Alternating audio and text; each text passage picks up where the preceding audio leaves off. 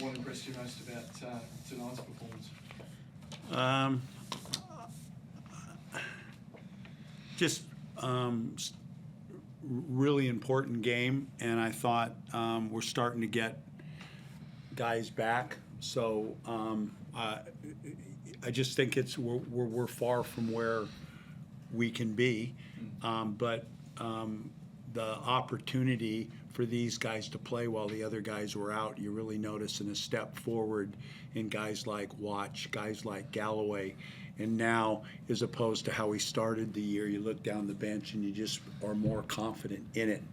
So I think the best thing about it is the minutes played. You know, everybody's around that 20 to 23 minute mark. I think to get to where you want to go, I don't want to be playing Kendrick through series where he's playing 38 minutes a game and I'm calling timeouts to sub him. We had a comfortable lead, maybe more than tonight, but it just giving him 3 minutes or 2 minutes, and we could do that comfortably tonight. So the minutes played, getting everybody back on deck, and getting a win against our rival, and they were desperate tonight. They needed this desperately, and so did we.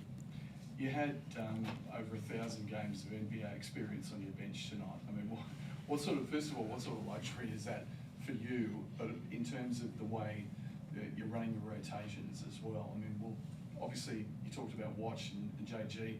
They both get the start tonight. Stuck with that. Is that something you'll change as guys get a bit more in game shape, like X and Delhi, obviously? I think it's more about. I'm looking more at the minutes, and obviously there was, you know, Delhi was on we were monitoring his minutes tonight, and very careful with Torrey as well. I just, you know, he came out of the blocks great, but there's that now the practice, everything, you get kind of leggy. So I'm just get to monitor these guys, and Delhi will get better. Torrey will get better, and then who starts, what combinations, I'm still in the hunt here over the last 5 games. And then the point you make about NBA players, I think Torrey made comment in the games that he'd play in Adelaide, but like, wow, the basketball here and the people on the floor, it's a little different than when he was here last. And it's like you say, there's NBA players around, especially in the Adelaide game as well, on both teams. Timmy, obviously a great performance from you, going up against a pretty tough cover in JaVale McGee. How did you assess your performance tonight and the performance of the group? No, I think it was good. Our game plan was just to kind of wear him down, you know, through the possessions and kind of bump him throughout it. Great player.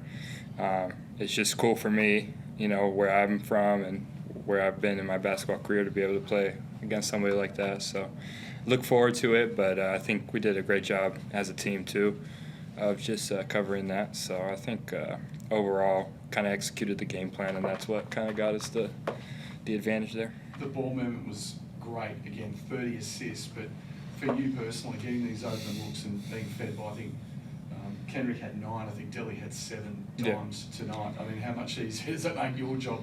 Yeah, no, I mean, it makes it fun. Obviously, makes my life easier too. Those guys draw so much attention sometimes that, you know, we just got to be able to space the floor and make sure to give them space, and they always make the right play. I mean, here and there, but most of the time we're making the right play, and everybody's kind of understanding that too. So I think that's kind of a huge benefit to our team. You've obviously qualified as a group for the playing tournament. I'm just curious, what the mindset from the playing group, is it changed from being just process driven that Gorge always talks about game by game, or is it now you've kind of got that top 2, you know, home court advantage in the semi-finals as kind of out there right now? Yeah, no, I think we've always kind of had that mentality. I mean, we've all known that, you know, if we played together and played the right way, we could get to places. And obviously with, you know, how games are going now and everybody's playing and, you know, the different records and stuff, you know, now it's a reality, and I think everybody's ready to capitalize on that. So that's the intention going up to Cairns and the rest of the 5, 6 games. So with this club, your 200th win tonight, and there's only 4 guys, including yourself already, that have done that for one club. The other 3, Brian Coyle, Lindsay Gates, Phil Smythe. I know you're probably going to say it just makes you feel old, but what does it mean to you to be a part of it? I know how much Lindsay means to you. I know how much Gurley did, and also the general in everything you've done, just to be a part of that group. Again, you're the first person to do it twice, because obviously you did it with the Magic and the Titans, one club. But yeah, what does it mean to you? To Yeah, be alongside those guys? it's you know, you kind of walk around, and Melbourne's home. Yeah. I came here in 1977, and I lived in Melbourne the whole time. My family's in Melbourne, and I look now, and you look at your basketball. Sydney's my team, and when I retire or when this stops, Sydney will always be my club, and that's none of the others exist anymore. So coming to the Kings, I came into it when it was desperate times. They'd never won a championship. They'd just come out of receivership, and they were called the Violet Crumbles. And so I feel like, I had a nice entry in here and delivered. And now coming back a second time, I just, it's really important to me to leave this in a really good place, in a much better place than I walked into it. So I'm really excited about what we're building here. When you go in the room, the players, the assistant coaches, the support staff, I think if you talk to the players, it's elite, and there's a chemistry and a culture that I think the fans are starting to enjoy. And I told you when we lost to Phoenix, it wasn't catcalls. They were clapping the team for their effort. So I'm proud of that, and I think we're going to get to a special place before it's finished. Cairns obviously coming up on Sunday, decimated by injury as well, but still very dangerous. Your thoughts on that matchup going up against 40? Nothing but respect there, and all of these games are anybody can beat anybody, and going up there, it's a tough place to play. And the pressure's on us now. When you're looking at what you talked about, we're very aware of trying to get home court, and we're driven to try to do that here with 16,000 people. It's a huge advantage, and we're trying to get that. So these games, the pressure's on us to step up and go up there and perform. So it's a real important one.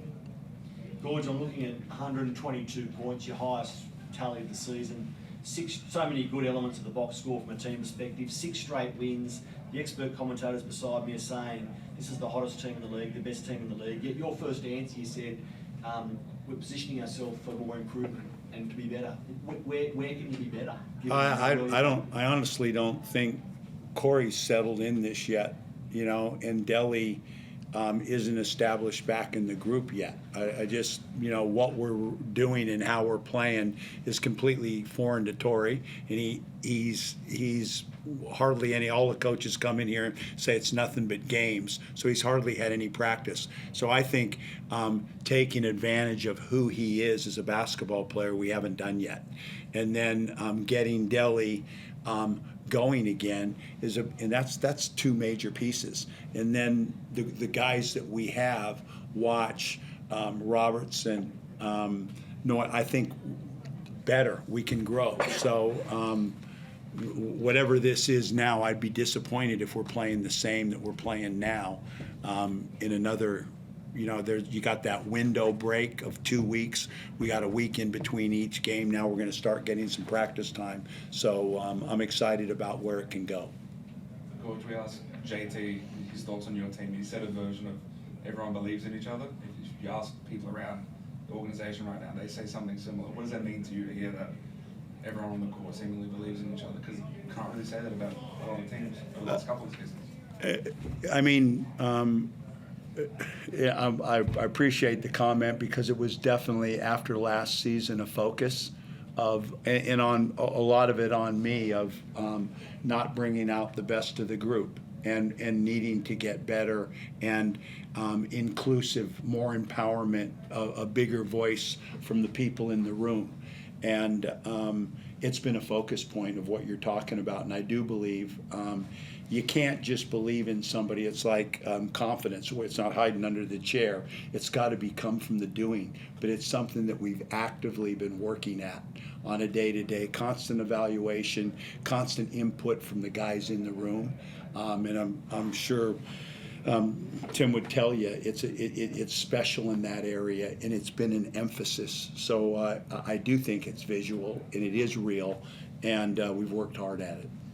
When you guys first signed Deli and Kendrick, there was thinking that you should put a sort of a lob big next to them, a rim runner, someone who can play above the rim.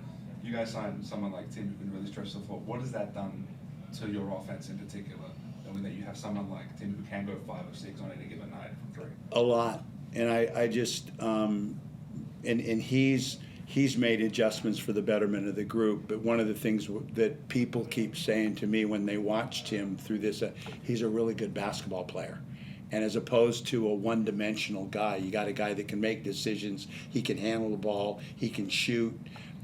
He can carry the ball against pressure. So you can put X in the 5, him in the 4. He's versatile, and it's kind of an element that we've recruited. You know, guys that can play multiple positions, and that's what we're trying to. We have combinations out there right now that have never played together because we have versatility. So he can play the 4, he can play the 5, he can be the secondary ball carrier. So flexibility was part of it. And then the second aspect, just like Torrey, and I know the fact that he's been in the locker room after last year, and everyone to a man wanted him. You know, so when we talk about this empowerment piece, when you go to Xavier, when you go to Bruce, when you go to the guys that you respected when we were putting this together, everybody wanted him back. Pikey? Not sure if you can hear me, guys, but I'm happy to let you go anyway. Anyway. Thanks, guys.